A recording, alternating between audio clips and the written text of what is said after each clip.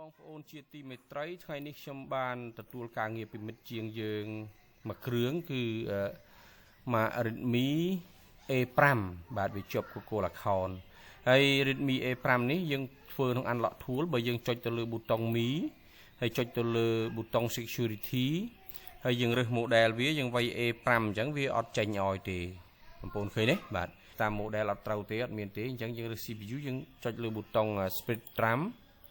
បាទរួចហើយយើងចុចកន្លែង brand អត់មានរើស brand ទេគឺយើងរើសយកលេខ CPU ទៅម្ដងទៅបាទហើយ model របស់វាហ្នឹង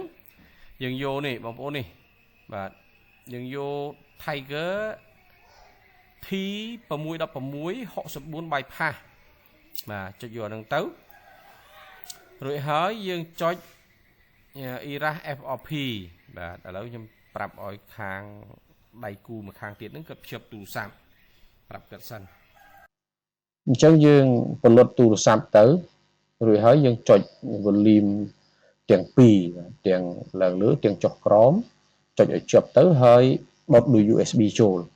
តាមពិតពួក CPU Spectrum នេះចុចតែ volume ចុះក្រោមមួយក៏បានដែរប៉ុន្តែយើងត្រឡប់ចុចទាំងពីរហើយក៏ចុចទៅណាបាទក្នុងមេរៀននេះយើងដោះតែ Google account ទេដោយសារតែកូដដៃវាគឺយើងអាច reset ដោយដៃបានហើយវាមិនអាចធ្វើបានតែរឿង Google account អញ្ចឹងហើយបើយើងត្រូវប្រើ Unlock tool ដោះត្រឹម Google account បាទអូខេជោគជ័យហើយ